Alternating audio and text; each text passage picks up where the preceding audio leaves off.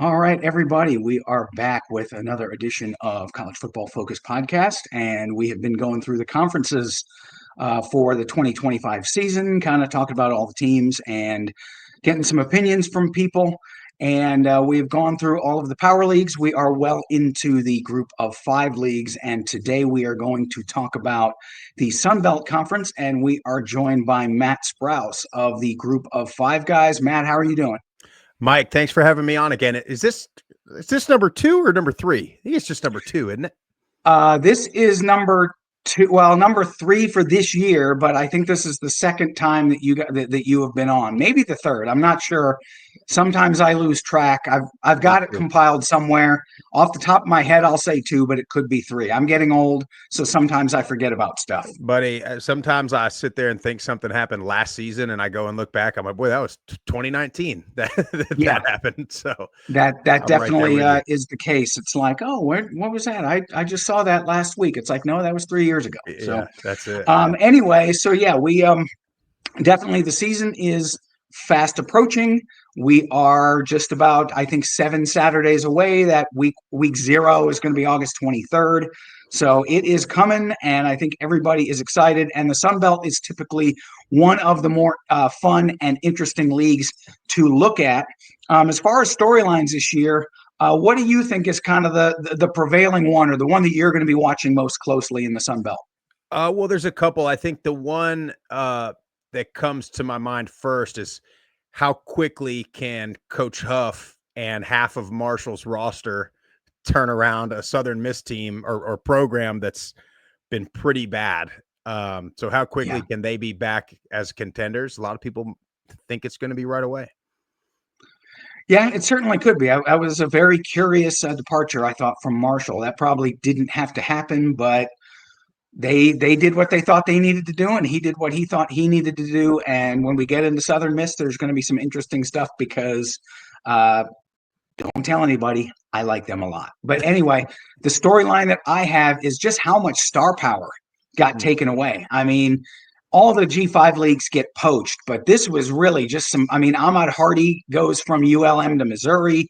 Ismail Mahdi goes to Arizona from Texas State. Those were two premier running backs. Devontae Ross, who was a star last year for Troy, he's in Penn State's receiver corps now. I really like Terrence Carter at tight end. He went to Texas Tech. And then on defense, I mean, you've got Marcus Watson Trent, who's at Nebraska now. Eric O'Neill went from James Madison to Rutgers, and Matthew McDoom went from Coastal to Cincinnati. So I'm wondering about the star power in the league. Some of those guys were right on the verge of becoming, I think, kind of, I don't want to say household names, but names that fans would have known, and now they're kind of in the power conferences. So it's kind of a let's find who the new stars are going to be. So definitely something to look at. But let's start up with the teams. I guess first one we're going to look at App State. They have a new coach. Sean Clark is out. Dowell Loggins is in. It's going to be interesting to see whether they move from physical, which they were under Clark, to a little bit more of a finesse, because Loggins was a quarterback by trade, quarterback coach, offensive coordinator. He's got a pretty good talent in A.J. Swan, who's got some power conference experience. And I really like Kanye Roberts in the backfield. Now, for me, the rest of the offense is rebuilding, and two of their best defensive players, Brendan Harrington and Santana Hopper, transferred out. So I think they'll be better than 5-6, but I think they might be a year away from contention. Yeah, and we had a chance to have Coach Loggins on when he first got hired. He's got so much NFL experience, specifically with quarterbacks. So speaking of star power, of course, you lose Aguilar to the whole UCLA, Tennessee little 3-team trade they worked out there. But you're right about A.J. Swan. He's got a lot of potential, and Loggins, coached guys like Jay Cutler, Ryan Tannehill, and some of these guys at the pro level. So you'd like to think he can, coach up a quarterback, but you're right. They're just full of transfers on offense. So there's so many unknowns. And then on defense, they were so bad at giving up explosive plays last year. I mean, you go back and watch that Clemson game. Like, it really, I'm going to sound like a coach. Coaches always say it's never as bad, it's never as good as you feel like it was. you watch that Clemson game, they got beat by 50 points or whatever it was. They was really like sixth place, but they were all just put 60. They weren't 20. I'm not talking 25-yard explosive plays. I'm Right. talking 50, 67. And they did that for 3 or 4 weeks straight to start the season.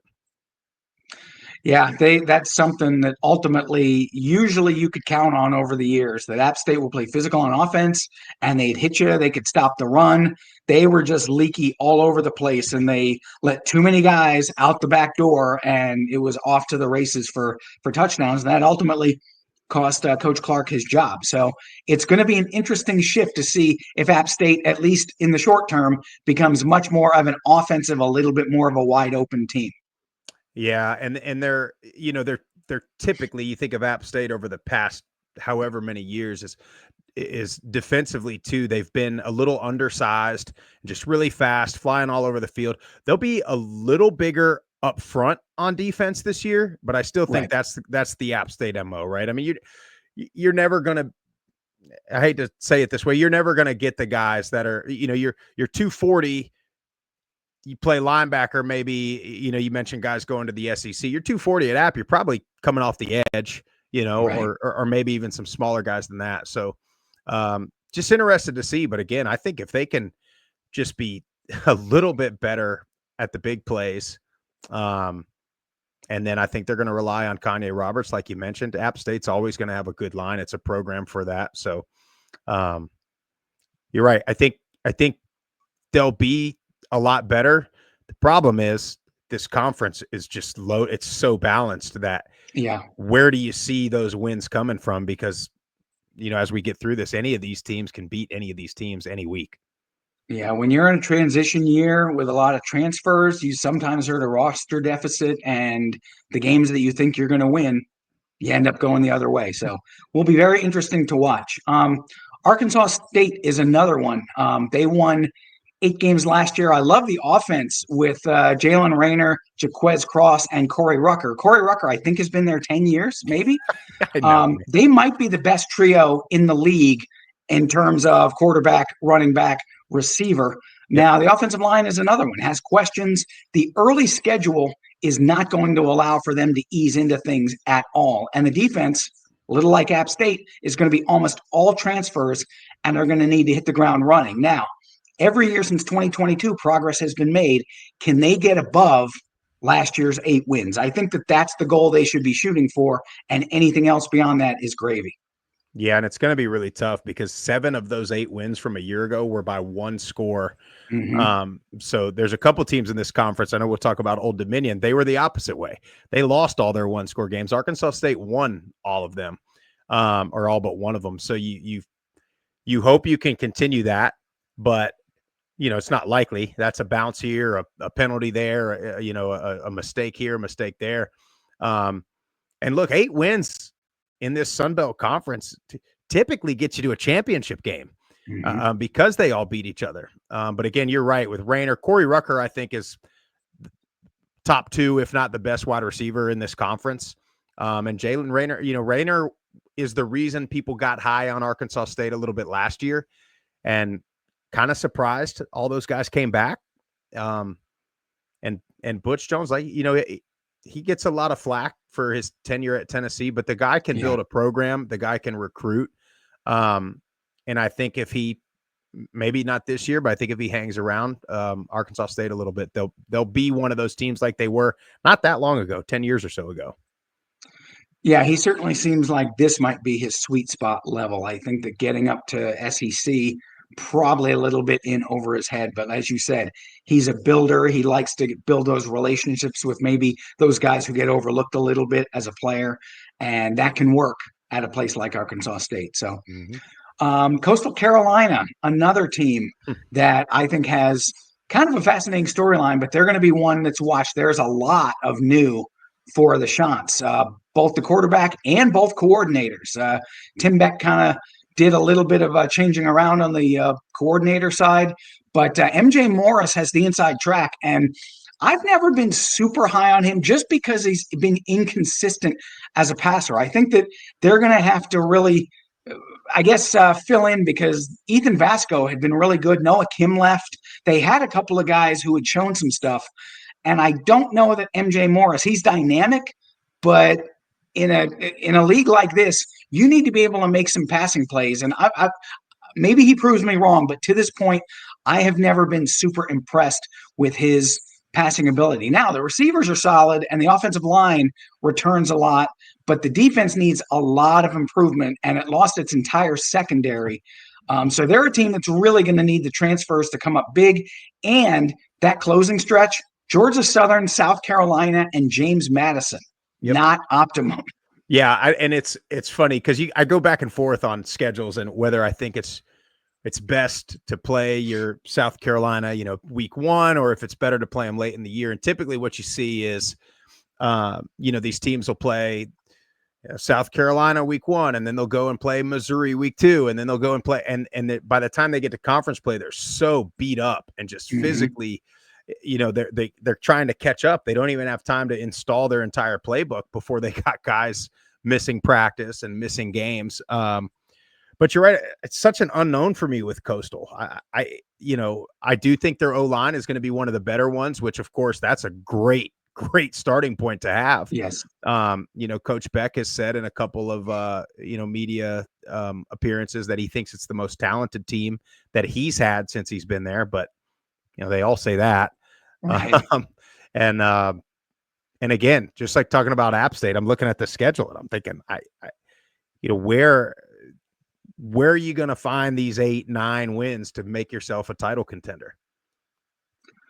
Yeah, and again, sometimes it's not who you play, but when you play them. And getting Georgia Southern and James Madison on the back end with South Carolina sandwiched in between, I actually think in this case, it might be better for their conference fortunes to have South Carolina early, not as a kind of a sandwich game there. Just because if there's anything riding on it, the James Madison game, they might come out of that South Carolina game beat up, and then there go the chances. Yeah, and then you have this decision to make, right? Because you want to have a good showing against South Carolina. It's the game that all your parents are looking forward to. Your players want to go there, but also if you are contending in this conference, that game means absolutely nothing. So do you maybe limit the playbook a little bit? Do you limit your quarterback a little bit? If he's been running around all season, do you not run him quite as much? And so those are the things that, and now if, obviously we're so early to be talking about this, but if you have one of these teams that's, if I don't necessarily think they will, but if you look at Coastal schedule and what if they're at 9-10 wins by the time they get to South Carolina? And then you're thinking, well, okay, we want to win the Sun Belt, but also we got an outside shot in making the CFP here. So now we got to put, and then you put up a great fight against South Carolina. Maybe you upset them, and then you go to play James Madison and just get bludgeoned the following week. I mean, we see that happen all the time. Yeah. Definitely. It's you gotta, sometimes you just, the scheduling gods are what they are, and you gotta play who you play, as the coaches always say. We play them, they line them up, we play them. So it'll be interesting to see how it unfolds. Georgia Southern, first time in Clay Helton's tenure that he's had a returning starter at quarterback.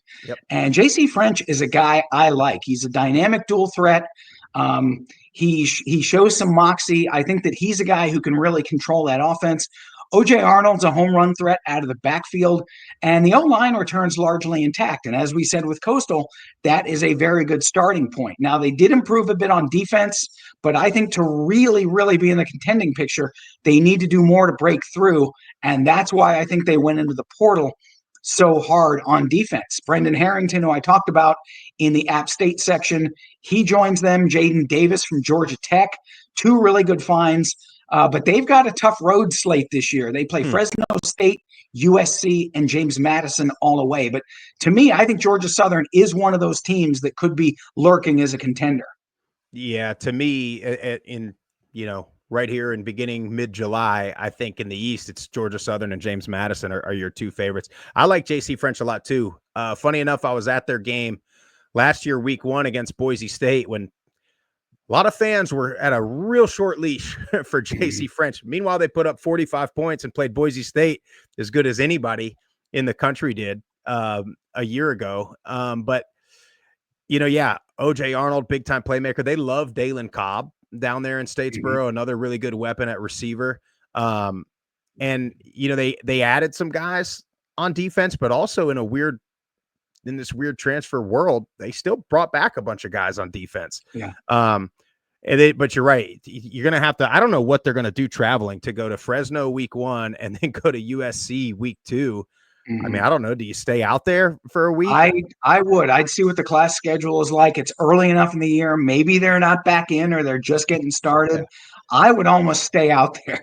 Yeah. I mean, that's going to be brutal. And then, Jacksonville State and Maine after that. So you're likely 2-2, worst case scenario, probably Mhm. after that. You'd like to be 3-1. Obviously, you'd like to be 4-0. But yeah, then you open up conference play at James Madison, which is a monster to start Sunbelt play for them. Yep. Definitely. That's going to be one that shapes the course of the season for both of them, really. Yep.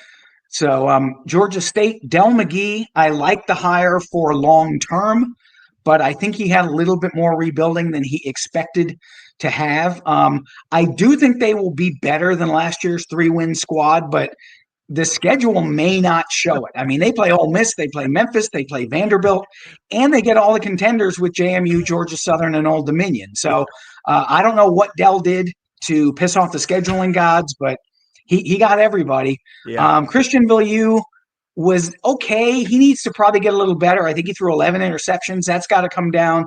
And it's going to be a little tough because they have to rebuild the offensive line. Not a whole lot of experience in the receiver room, and the defense was really just kind of a sieve.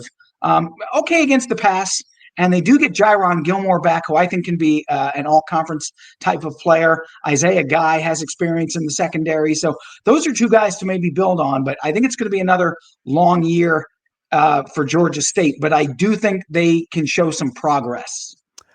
My notes on Georgia State are pretty close to exactly what you just said. I mean, I literally have, where do you see a win? At Ole Miss, Memphis, at Vandy, James Madison, App State, at Georgia Southern, South Alabama. Yeah. That's the first half of the season. I mean, that's, so, I think they play, they got somebody, Murray State, that they ought to beat. Should beat them.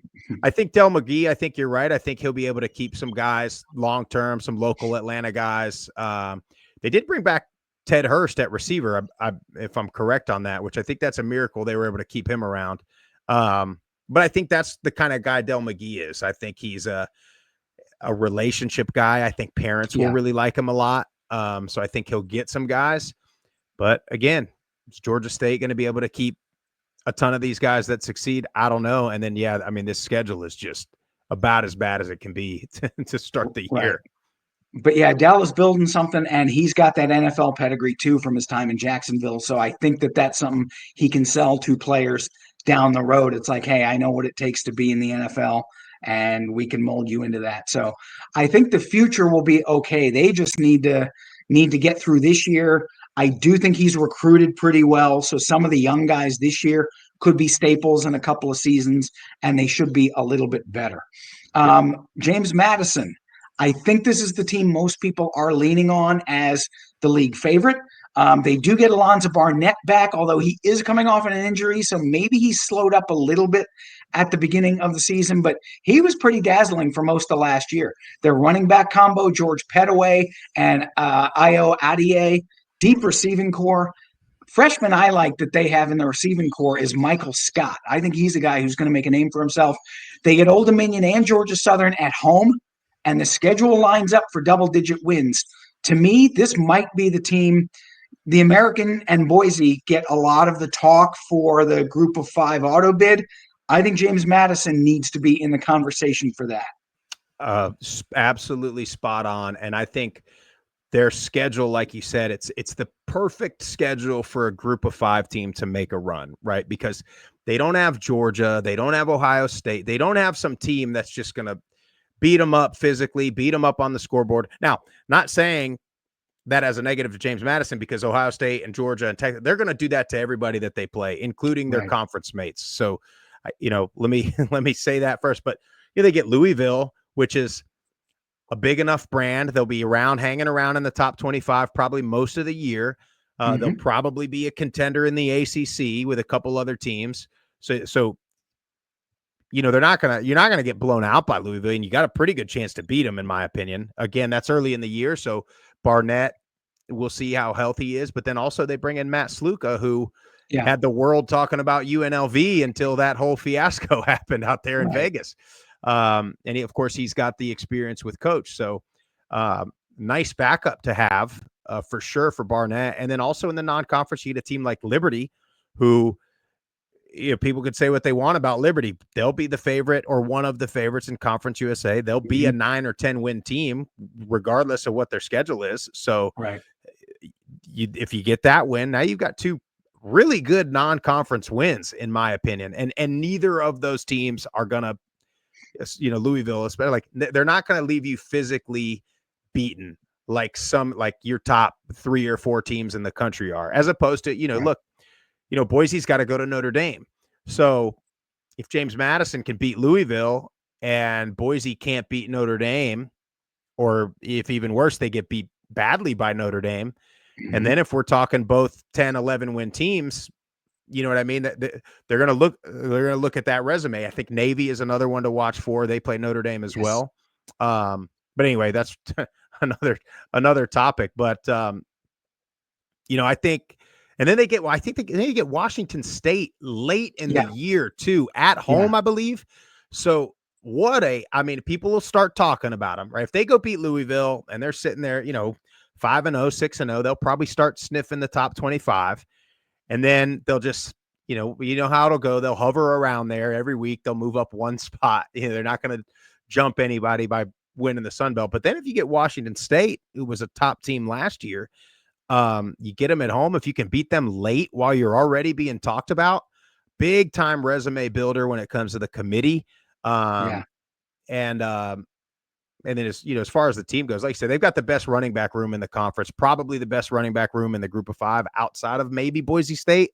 And their defense is going to be very good. Again, it comes down to Barnett being healthy. And if he's not healthy, how good can Sluka be? I mean, Sluka's a phenomenal runner, phenomenal Yes. athlete, super elusive. He doesn't really look like he's not like, if you see him, you're like, I don't think this guy's going to, but he's so elusive. He's one of those guys that's Yeah. just sneaky. But if he has to play a bunch, he's going to have to figure out how to throw it, because I think they started figuring that out in the Mountain West last year, that maybe that wasn't his forte. Yeah. So I got long-winded on you there a little bit, but listen, No. this is an 11 or 12 win team, in my Oh yeah. opinion. And if they can navigate the Sun Belt, I think you're right. I think the conversations, there's going to be a debate, I think, towards the end of the year. Oh yeah, definitely. Slook is one of those guys you almost have to get in a phone booth to tackle Yeah, him. So 100%. um, Louisiana, the Raging Cajuns, I think it was probably lost on a lot of people that they won 10 games last year. They seemed like Yeah. they were a very quiet 10-win team. Yep. Now, I do think they take a little bit of a step back this year, as the defense is almost a complete rebuild, especially the back 7. Now, Tyree Skipper is over there, and he's a pretty solid player, but I think they're going to need to carry the mail early while Walker Howard finds his footing. For the folks who haven't been paying attention, Walker Howard was a 5-star quarterback, went to LSU, stopped at Ole Miss, didn't really play a whole lot, but he's certainly the highest profile quarterback that Louisiana has had, maybe one of the higher profile quarterbacks to come into the Sun Belt in quite some time. Louisiana goes to Missouri early. That'll be a test. And they face James Madison early. But I will say this, Michael DeSormo kept his staff intact. That's always big. So even though the talent's been depleted, I don't think the drop is going to be all that big for them. Yeah, I agree. And everybody in Lafayette is pretty excited about Walker Howard coming to town. And I think Coach Des, there were some people ready to pull the trigger on him after having to replace Billy Napier, which I think was insane. Billy Napier, when he left after their championship season, they lost everything. The Right. staff, the roster, everything, and it was a loaded team. Similar to John Summerall leaving Troy a year ago. They just had this loaded roster. It was a perfect timing, and he had to come replace that. But I think what he has kept is the culture there, and it is a winning culture, and they do have standards there. And look, This is Louisiana. Quarterback, receivers, whatever. This is about offensive line, defensive line. This is what they do. They got Perry in the running game. That's what it's about for them, and they're going to have to be able to do that. And I think, like you said, they're going to have to rely on that to get Walker Howard acclimated and get a little bit more, threat in the passing game. And then outside of Missouri, I think their non-conference is relatively favorable. They got to go to Eastern Michigan. Okay, probably a tough one. Good test. I think they'll be favored in that one, but then they get Rice and McNeese State. And then, at James Madison again. But James Madison, I might have to relook at their schedule because they got Georgia Southern really early. They got Louisiana really early. So it's going to be a fun. But they get the crucial games at home, it seems they do. like. So, that's right. So that is always big. Other member of the state of Louisiana Monroe. I think folks were pleasantly surprised when Brian Vincent reeled off 5 wins in his first 6, considering how bad ULM had been in recent seasons. They really were the talk of the league, but then the bottom kind of dropped out. They ended with 6 consecutive losses. So I think the enthusiasm coming into the year is tempered just a little bit. Now, in his defense, recruiting has gone really well. And I think some of that was based on just how quickly they got out of the box last year. But there are some questions at the skill positions, and the defense returns less than half of its starters from a year ago. The other thing to watch this year, Vincent, I think, is going to cede play calling duties. So if the offense can gain any kind of momentum, with him kind of being more of a CEO rather than being so hands-on, I think that a bowl game is not out of the question. But bigger than the win-loss record is the culture change that he has brought about. I think the players really believe now, and that could not have been said anytime in very recent history. No, and I think there's a lot of people in Birmingham that are UAB fans that are sitting there wondering, what the heck, that guy should be coaching our team, and they let him walk. But I like Coach Vincent a lot. I don't want to be a discouraging voice for them, but you go back and you look at those 5 wins, and the James Madison win, phenomenal win. But other than that, it was one of those things. I think they benefited a little bit to their first half of their schedule was relatively light. I mean, they beat Troy, which was a decent win. Troy ended up getting better as the season went, but then to me, it wasn't anything where necessarily the bottom fell out. It was just like, well, they had to start playing all the really good teams. And then unfortunately, it just didn't, it didn't go so hot for them. But look, they're going to have a true freshman at running back, Deshaun Ford. And they're kind of the guinea pigs for this test of almost like, hey, we're going to try to recruit these high-level high school kids almost with the expectation of, hey, look, come in here as a freshman and play and move on. I mean, it's almost like that's the plan. Now, of course, you'll see. We'll have to see how they perform and he performs. But kind of an interesting storyline to watch the way that they've approached recruiting a little bit. Yeah, and they hit on a freshman running back last year with Ahmad Hardy, who we've talked about already. He's at Missouri, so maybe they hit lightning in a bottle twice, and that would certainly be a testament to what Bryant Vincent is doing with the recruiting and identifying players and all that, because you could see in recent years, I mean, they just were at a super huge talent deficit. They didn't have playmakers. They couldn't stop anybody. And now they're starting to put a little bit of a scare into people, at least offensively. So I think that he's got it trending the right way. And I will admit, I was a little bit skeptical, not so much for Brian Vincent, but just because I thought it was really hard to win there at a consistent level.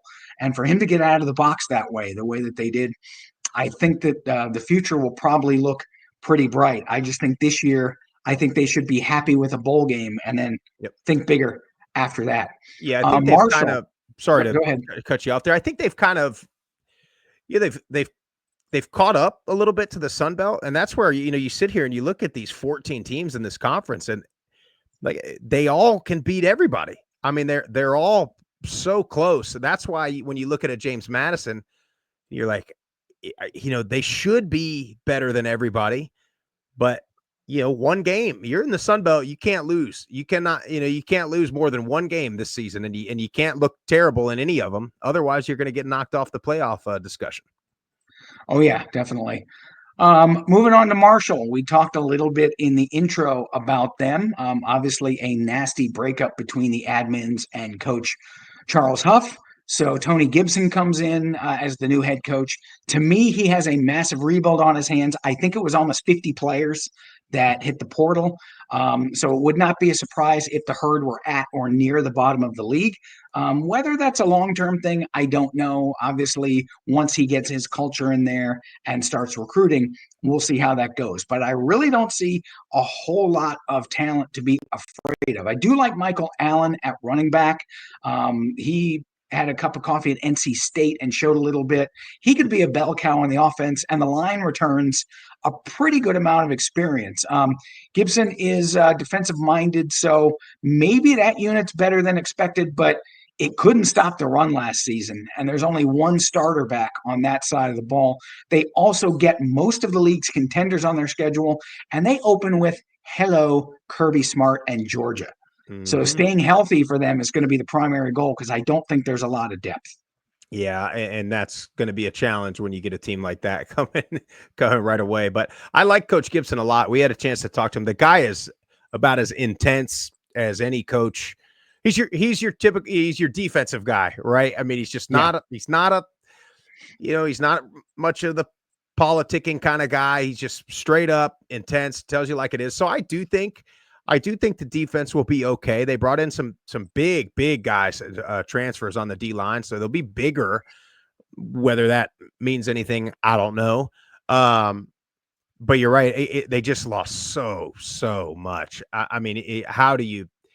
Everybody's replacing people, but when you lose literally half of a hmm conference championship team, along with this, the head coach and some of the staff, it's going to be tough for them.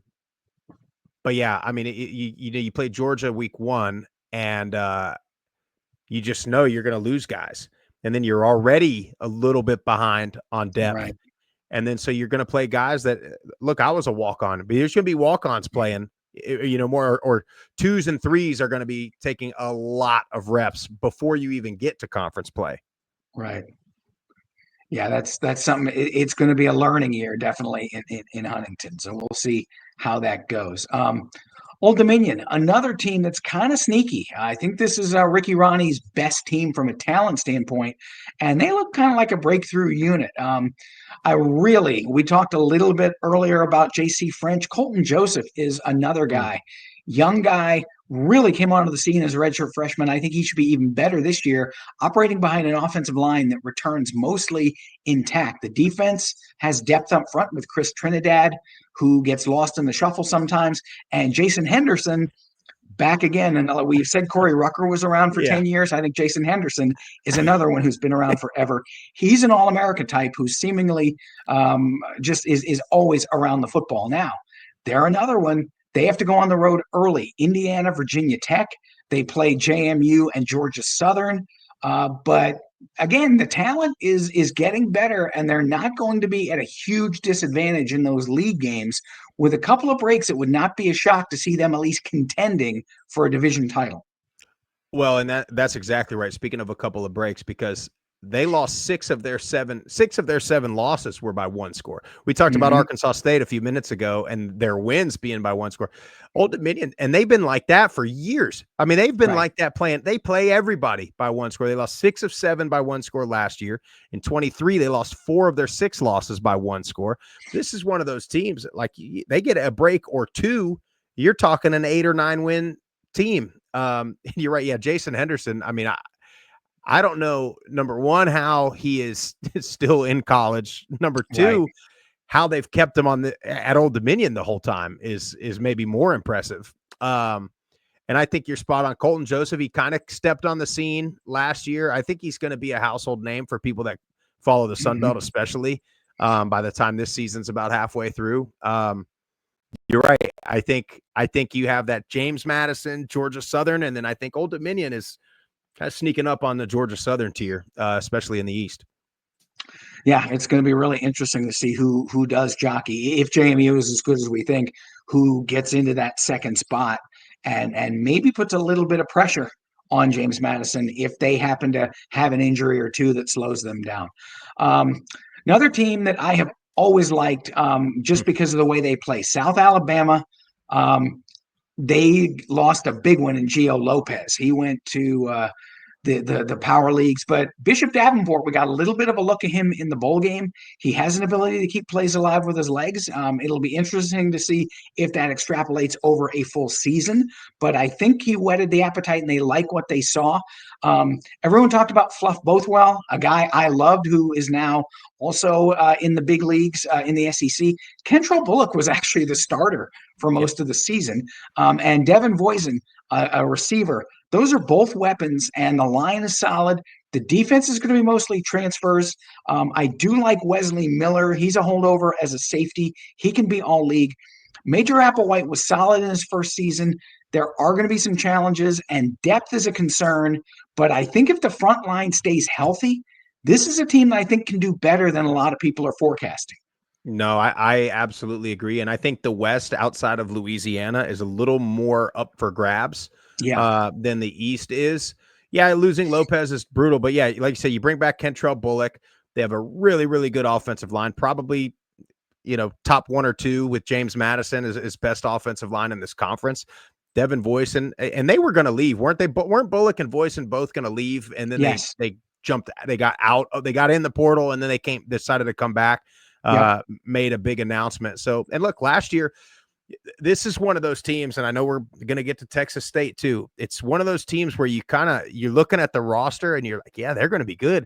And then it just doesn't click all the way. But if you look last year, they lost 3 conference games, all 3, again, by 1 score. So yeah, they lost 2, or they lose 2 non-conference games, but in conference, they played everybody pretty tight. And again, that run game is one of those things that can travel when you get late in the year. Like you said, if they're healthy up front, late in the year when teams are starting to get worn down, I mean, that's where you just start pounding on teams, and you'll be in so many games because you'll be able to manage the clock a little bit, and you'll be able to keep your defense off the field. Yeah, definitely. But South Alabama is one of those blue collar teams.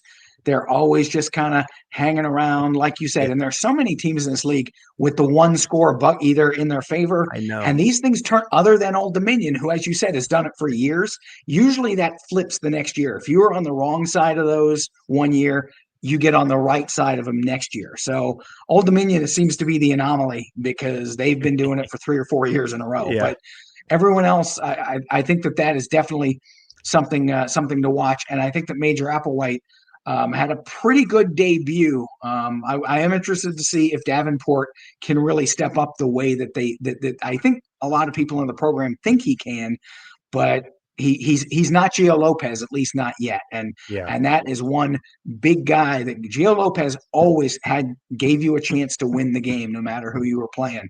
And you may not have that with Davenport, but I hope he becomes a good player because he was exciting in the bowl game. Yeah. And I'm rooting for South. I like I love the Sun Belt. Love it. It's to me, it's the most competitive conference in the group of 5. I mean, like we're sitting here talking outside of James Madison probably being a pretty heavy favorite. You're looking at all these teams like, well, they could beat them. Yeah, they could beat, and so, right.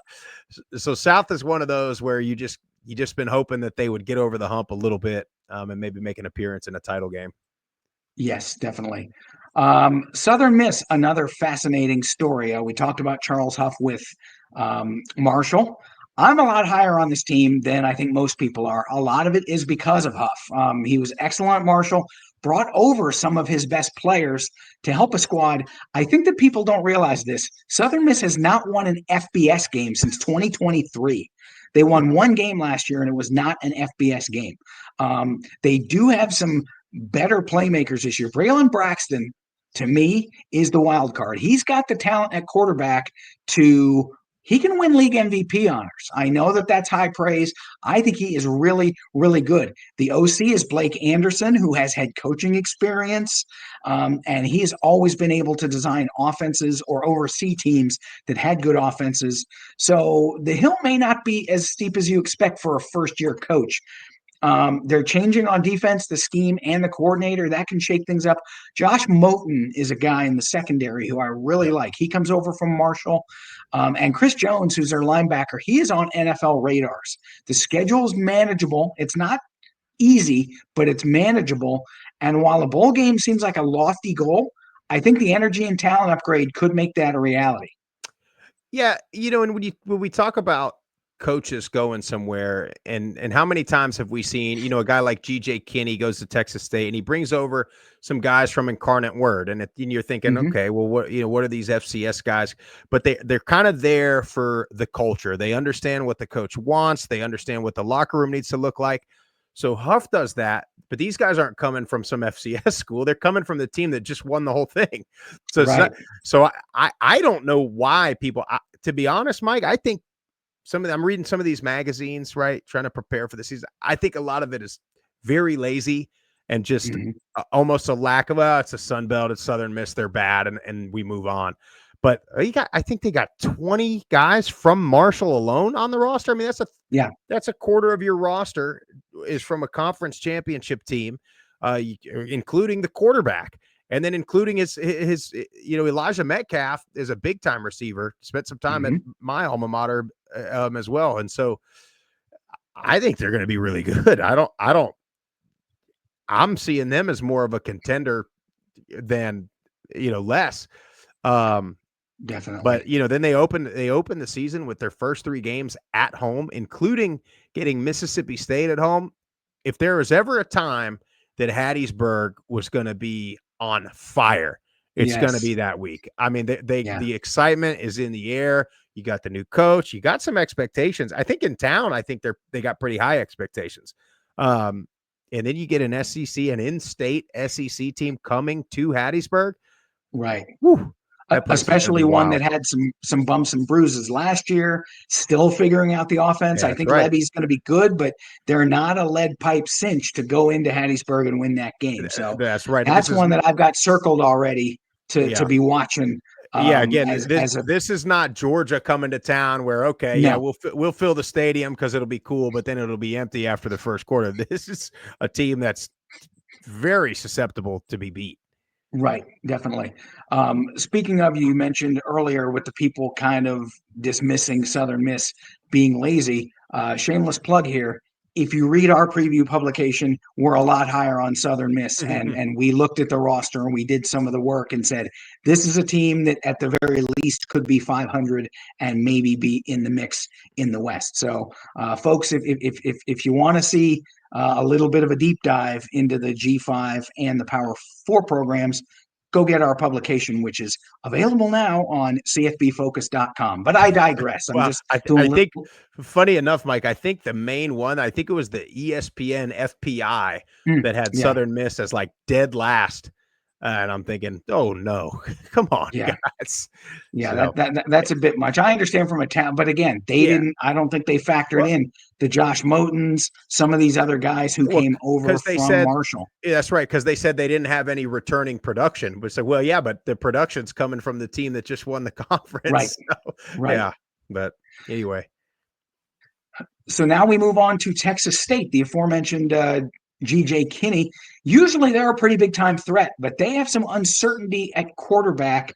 That could be an issue. They thought they had their guy in Gavani McCoy, went back into the portal after spring ball. So now they have Nate Yarnell. Now he's got some experience in the power leagues coming from Pitt, but he's been a little up and down. Holden Jariner saw limited action at Auburn, so there is no slam dunk, I think, at quarterback. The defense wasn't bad, but they've got just 2 returnees with substantial playing time. But they do have a really good safety combo in Ryan Nolan and Darius Jackson.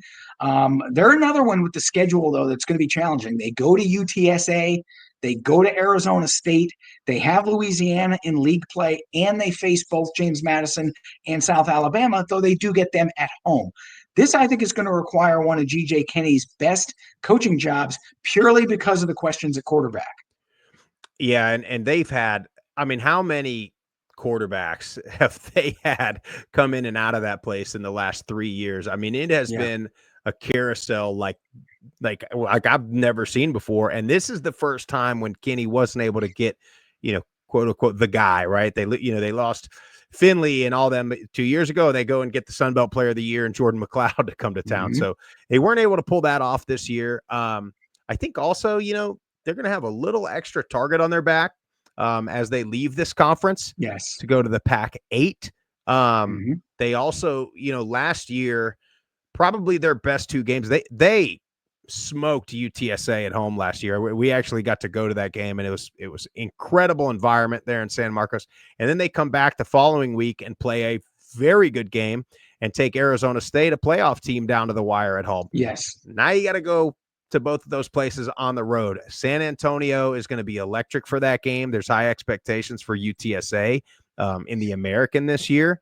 So I don't think you can just chalk that one up, even though they blew them out last year. And then Arizona State, I mean, they're the favorite in the Big 12.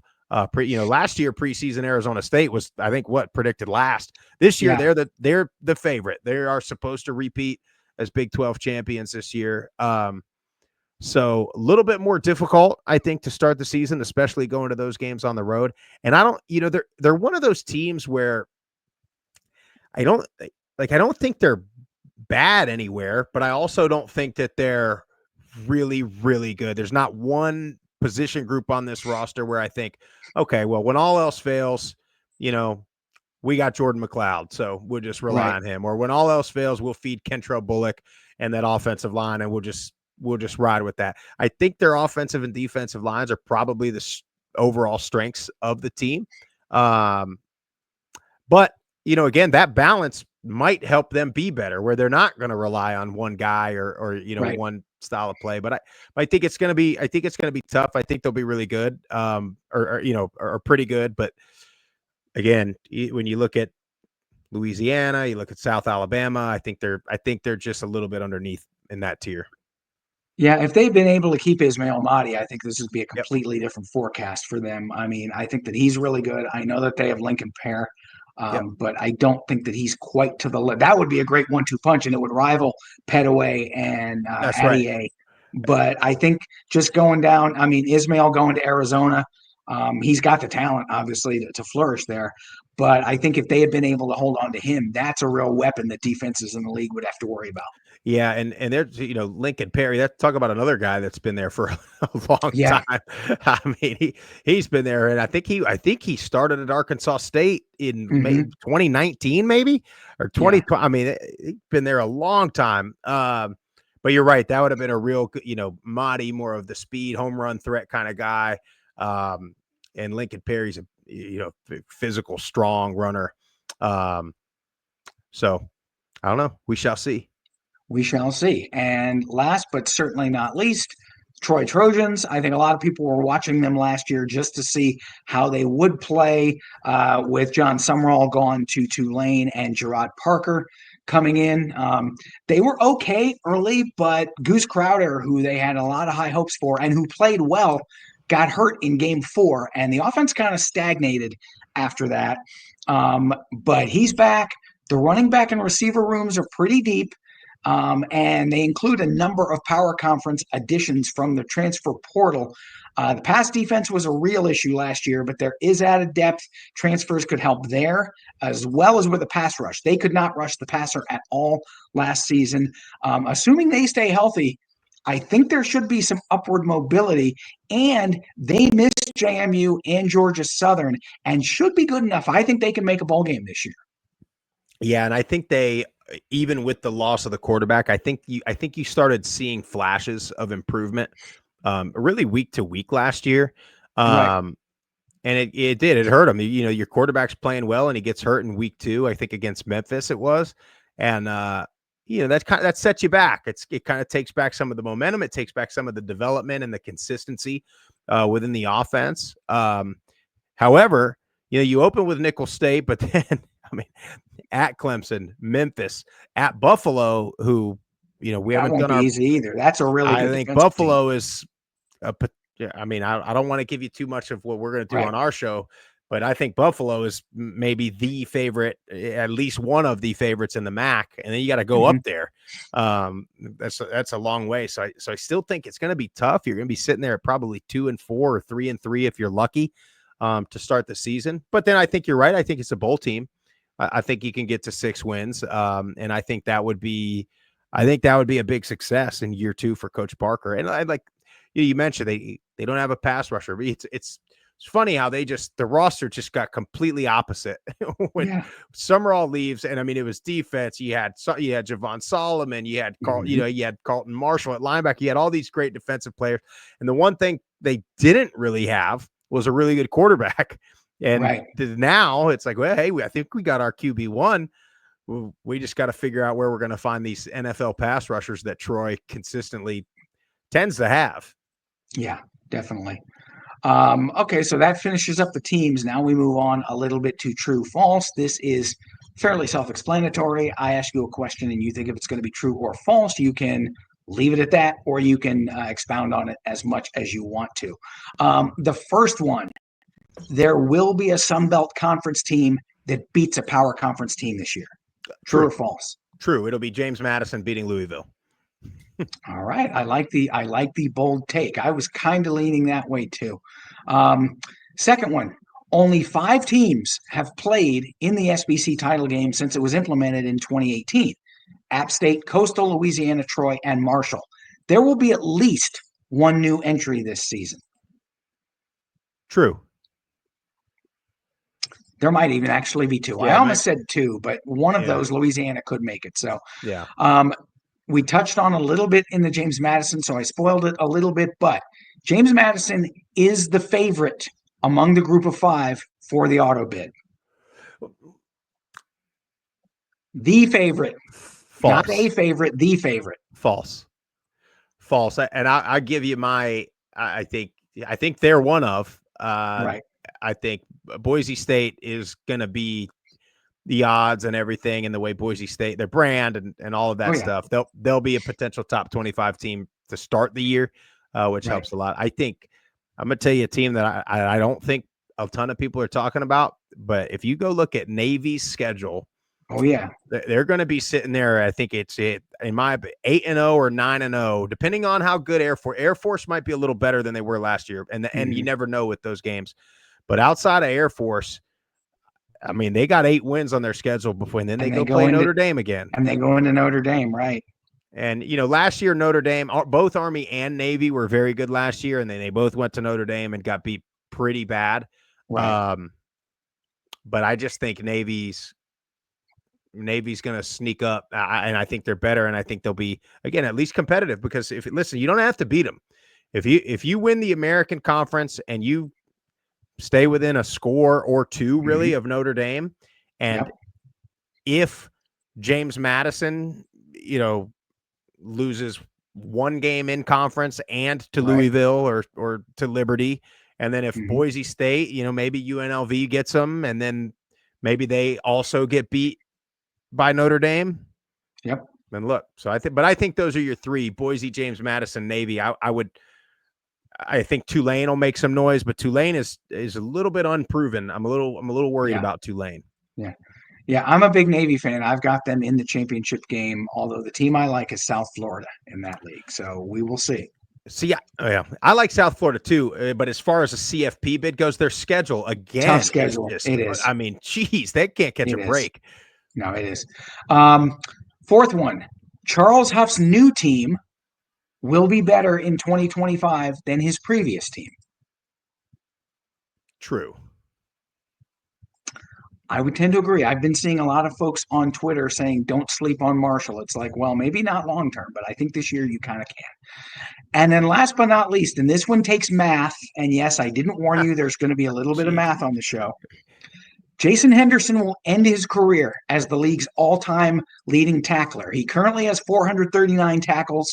Carlton Marshall of Troy has 577. So that would be about 140 tackles Jason Henderson needs. True if he stays healthy. That has been his big thing, but when he's been healthy, it's been like 189 and 175. Yep. He's been a tackling machine when he's played. So, well, there's a real conspiracy about him. I remember last year some guy got on YouTube and acted like they were stat padding down there at Old Dominion. But I went back and I'm like, I seen him play live once or twice. every time the whistle's blown, you're like, okay, okay, yeah, there's Jason Henderson getting off the There pile. he So is. he's Yep. there. All right. And I guess last but not least, it is time to have the rubber meet the road, the title game picks. I typically defer to my guest and let him go first. So, who do you have in the title game for the Sun Belt Conference? And if you want to also divulge your winner, you can do that. I will preface this by saying that when we do our official Sunbelt preview in a couple weeks, there's a strong chance I say the complete opposite thing if I find something new. However, as it stands right now, I think you're going to get James Madison. I think they probably host, and I think they're going to host Louisiana.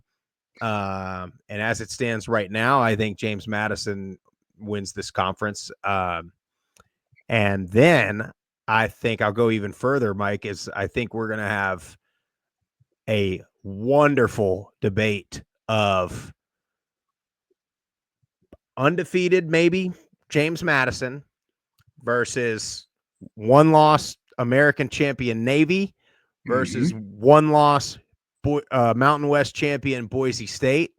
And I think it's going to be fascinating, which will then turn hopefully into an offseason of, oh God, we got to change the way we seed the playoffs again, because we let, 8-4 Ole Miss get in the playoff instead of 11-1 Boise State.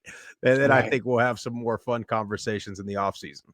At least we are doing straight seeding this year. So that's at least one thing that they have changed that they're going to be doing right. Yeah. And I think, to be honest with you, I think a lot it benefits the group of five, because every single team that had a bye, they had a month off last year, and all four of them lost. It wasn't just Boise State, and everybody's like, "Oh, see, Boise State shouldn't have been there." They all lost. Oregon lost, and they all got beat pretty bad. I mean, even Georgia wasn't really. You never really thought they were going to win that thing. No. And so now I think, James Madison probably won't get there because they won't get that high in the rankings. But if it is a team like Boise State, or if it is a team like Navy, especially if they happen to beat Notre Dame, I think you got a pretty strong chance at a home game.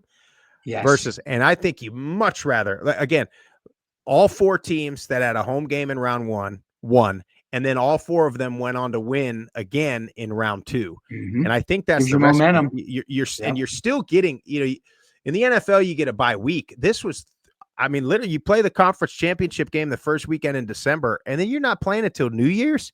Right. Way too long. And you're still going to get time, because you're going to get like a week and a half off between conference championship game and then that first round of the playoffs. So I think the straight seed, while, it's likely that whoever it is gets the 12 and they got to go to, wherever round one. They're at least playing early. They're at least playing early. Yeah, exactly. And there is a chance that if they happen to be undefeated, that they will get a home game. And that will be really, really fun.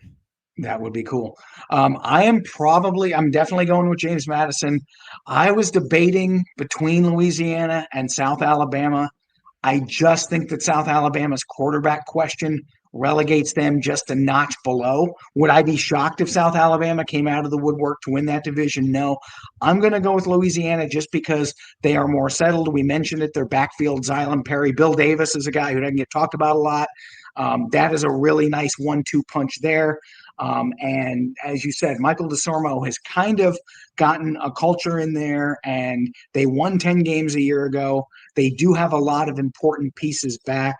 And as long as Walker Howard just doesn't completely mess things up, I think that they are a team that probably at least has the inside track. But that West, we said it before, wide open, as many as 6 teams. If any of the 6 were to win that division, I would not be scratching my head. So, you know what? I guess I could have seen that happen. So, no, I absolutely agree. You talked about Southern Miss and Texas State. I think if they did put it all together, I think I'd be sitting here saying, well, yeah, sure. I mean, it makes total sense, so. Right. All right. Well, I love the conversation. Love the Sun Belt. Definitely a fascinating league. Probably as wide open as you're going to find. Thanks for coming on. If people want to find you guys, find the group of 5 guys, where do they find you guys individually, and then where do they find the actual account too? Yep. So my personal is at Sprouse_68. And then Jeff Murphy got him a little. I know it's at J Murphy Lee 1423, I believe is what his numbers are, but you'll find him, Jeff Murphy. And then the main handle is just at Group of Five Guys, and that's X, Instagram, Facebook. And then of course we're on the YouTube channel as well, Group of Five Guys. We've been doing a live show every Monday night in this off season. When it comes time to the season, we'll probably up that to 2, maybe 3 days per week. So should be a lot of fun. A lot of work, a lot of good ball to talk about. Even if you've got, and I don't want to cast aspersions because I do have to do one on these, but when you talk a little about Conference USA being a notch below people and the MAC totally being a notch below, even though I love Toledo, I love Buffalo, I love Ohio, as a whole, those two leagues are not as good as the Sun Belt and the American. And I think a case can be made that the Mountain West is pretty good too. But you guys do great work championing a lot of the teams that don't get the publicity every week that the Ohio States and the Georgias and the Notre Dames get. And I think people have to remember there are 136 teams that play.